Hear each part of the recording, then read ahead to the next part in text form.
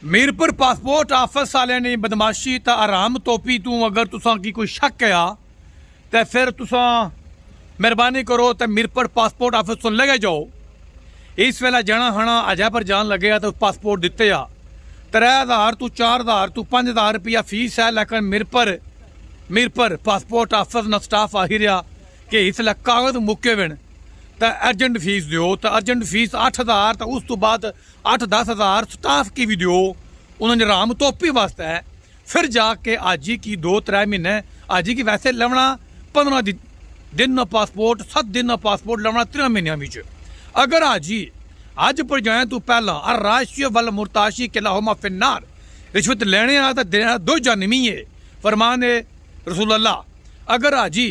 पहला 10,000 रुपये रिश्वत देसी तो फिर 5 दिन में 7 दिन पासपोर्ट लभी जाती, वरना मीरपुर पासपोर्ट ऑफिस वाले को पेपर ही कोई नहीं। मेरे पता नहीं कोटली ने क्या शहर है, मुजफ्फराबाद ने क्या शहर है, गुजरहान दीने ने क्या शहर है, लेकिन मीरपुर एक ऐसी धरती है जिथे लोग वोट इस मारे देने ने कि उन्होंने MLA ने वजन जरा उन्होंने 2-3 मन बढ़ाना होना है। अगर तुसा की 10-10 मन ने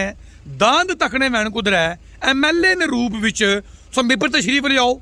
इत्थे वोट तो नहीं देने कि बंदा कम कर सी, इत्थे मरने जोगे माड़े जे वेट तकने वही अगला 9 मन नया इसकी वोट दियो ताकि ये राम खाई पी दे तो 2 मन अपना वजन ਵਧਾਈ किन्ना है। टुर नहीं होना मीरपुर ने उम्मीदवार ने असैम्बली कोलू टिड्डा ने गई फुट मैं तो चाह पीने ना ये मैं हूँ क्या बां मूत्र पीने ये अगर मूत्र ना पीन तो तुक बननी है। ये वोट घेन मुफ्त है विच जट्टां ने नाम पर वैसा ने नाम पर राज्य ने नाम पर तो मीरपुर पासपोर्ट ऑफिस अंधेर नगरी मची भी वै। आम आदमी ना शहरी को नहीं ना, आम आदमी ने तो गल ही ना करो। आजियां की लुट्टी रहने पासपोर्ट ऑफिस वाले मेरा जिगरी यार और मीरपुर विच अल्लाह पाक ने जरा करम है उन्होंने 2-4 जेडे दाने है उन्होंने हिक पापा ताजदीन एडवोकेट वो पिछले हफ्ते गए बड़े अफसर को आडियो क्यों नहीं गए। 7 एहलकारानियां मेरे को आडियो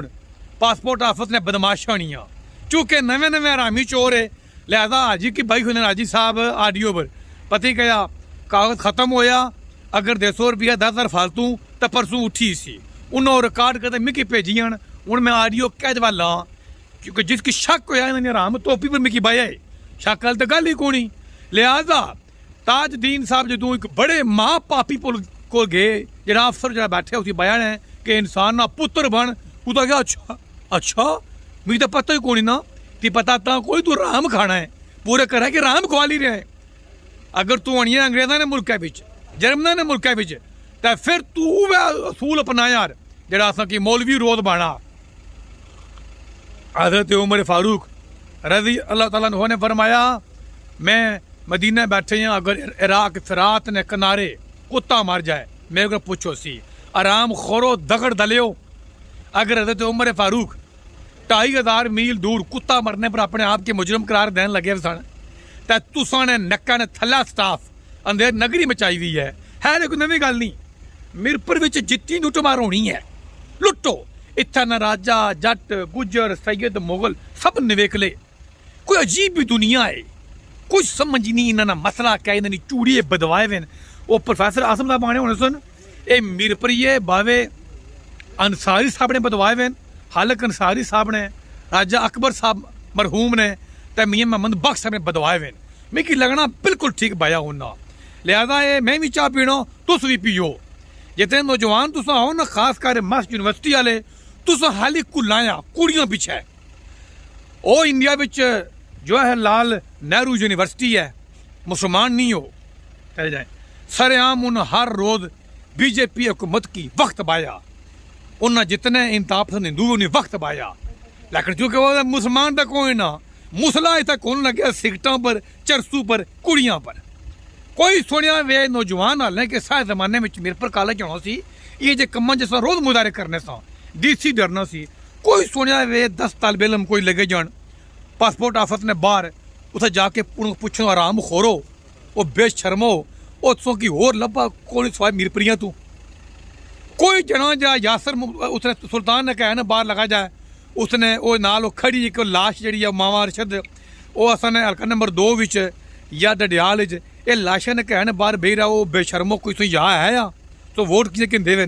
कोई इन्होंने पढ़ पिद्धे जे तुम वोट कलेक्शन होने न कोई जना हथा में थुकी कना है डांग चाहिए कि ना दुनिया भरी जेल भरी हैं यरो कोई जना तो सामने अच्छा है मुड़ी संगी फूक बाह भाई मैं एक आराम तोपड़े में गिट्टे में सेकन तो हूँ मैं पैसे दो वकीलों ने असा की फखर वै तो साढ़े पैसों पर कुत्ते कौन लगे हुए दन दौन लगे हुए तो असा की एक बंदे को छुड़ाने वास्ते मसला कोई नहीं। और मीरपुर बार विच 800 जिंदा लाश फिर लगी हुई है। वकील